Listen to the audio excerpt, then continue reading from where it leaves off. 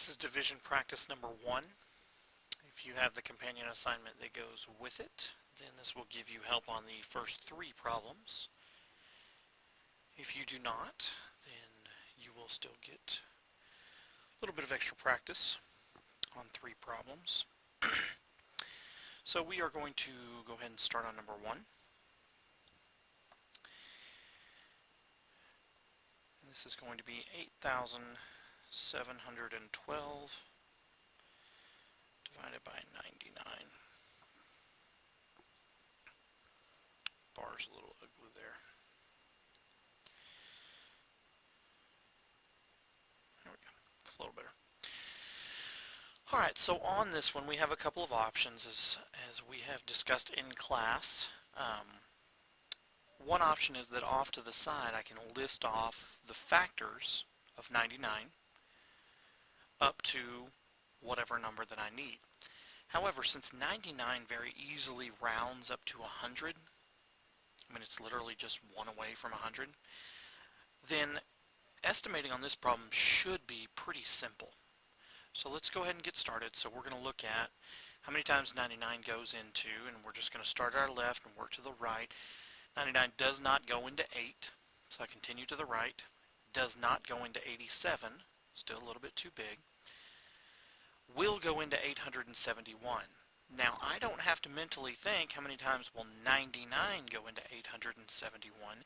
If I think of 99 as 100 and think how many times will 100 go into 871, well there's an 8 in the hundreds place, so I know it can only go in 8 times. So this is where estimating can really help us out. Alright, so let's go ahead and put an 8 here. I'm going to erase this just so we have a little extra excuse me, have a little extra room.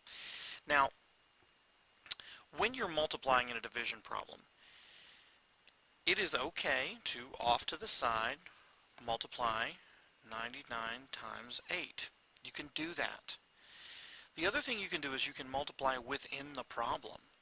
So you can say 8 times 9 is 72. Carry my 7. 8 times 9, 72 again. Carry my 7. Gives me 79. If we do the problem to the right, we're going to get the same product. 8 times 9 gives me 72. Carry my 7.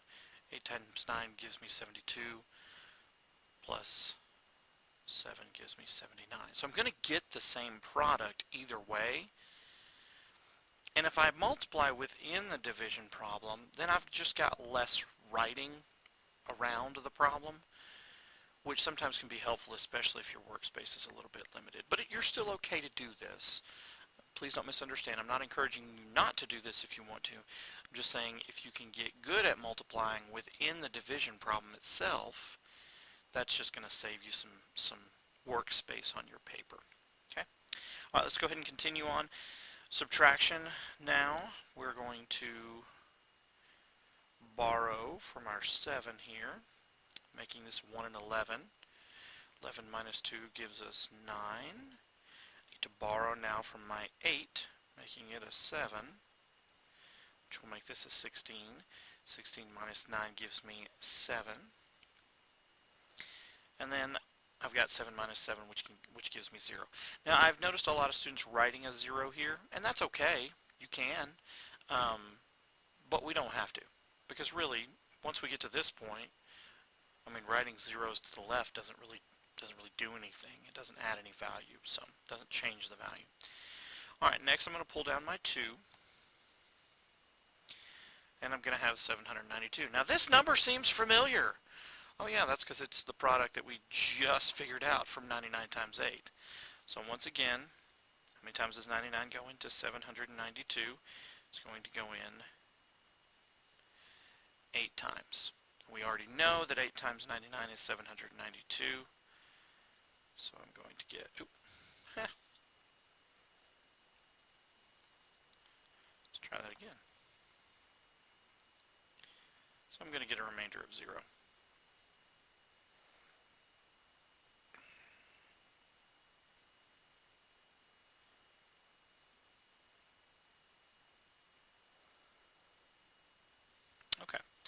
going to number 2. Number 2 is going to be a little bit easier. Numbers aren't going to be quite as big this time. So number 2 is going to be 770 divided by 35. Now for this one, I think I am going to write the factors to the side, but remember, you only need to go as high as whatever number you're trying to get to. So in this case, how many times does 35 go into 77? Well, 35 times 1 is going to give me 35. 35 times 2 is going to give me 70. Remember, when I'm doing these factors, I'm just adding 35 to whatever the previous number was. All right. Now, I realize that that is really, really close, and I know I'm probably going to go with the 2, but let's go ahead and just go up to 35 times 3, just so I can show you. Since we're looking at how many times, we know 35 won't go into 7, but we know 35 will go into 77.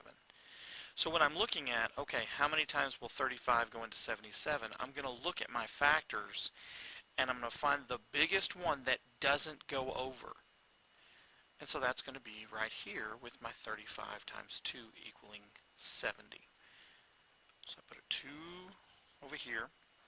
Now once again, I've already done the multiplication to the right over here, so I don't have to redo the problem.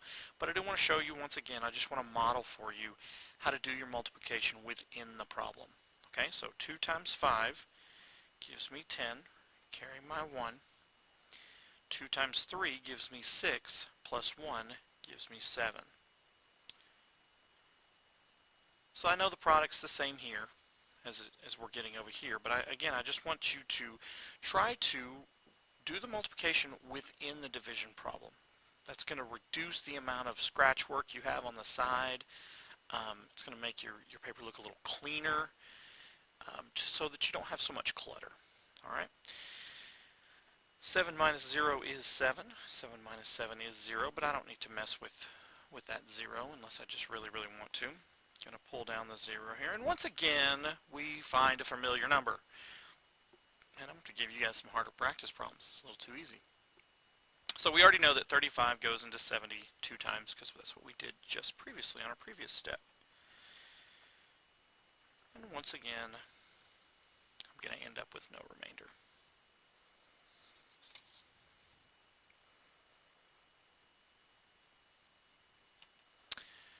Okay, on to number 3.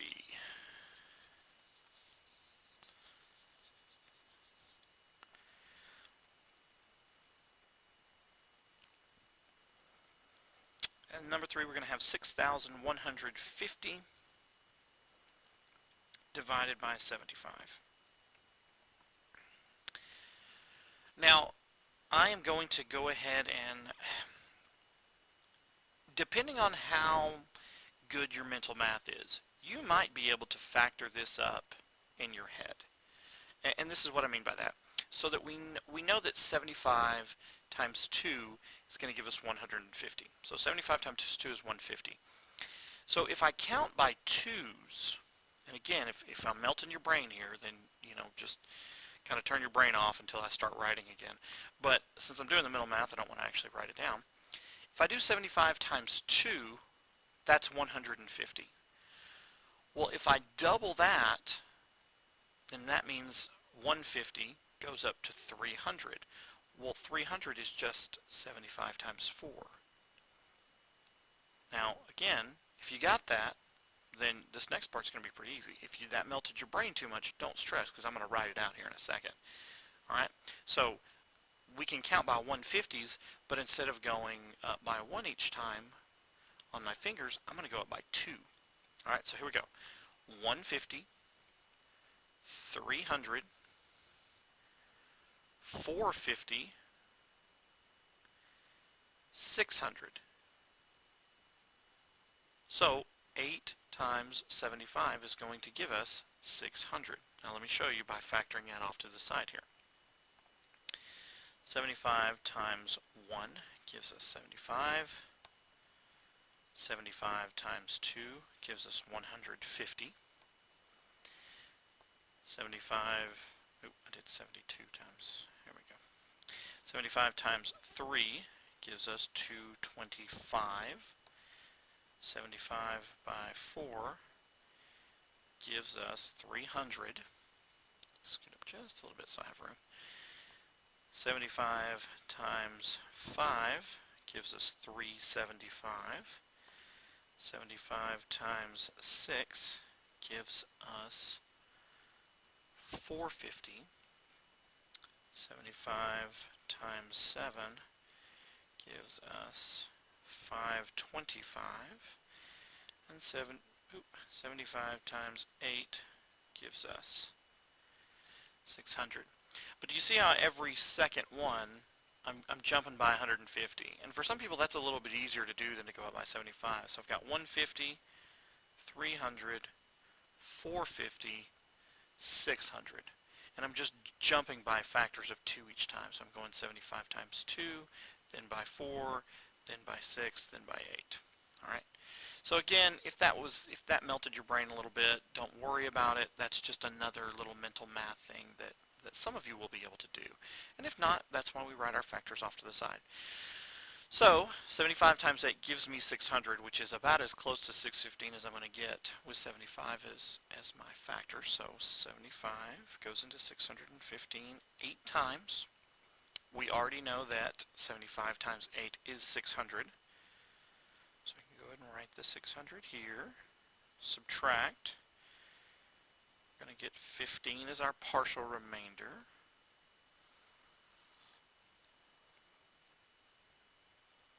Pull down the 0.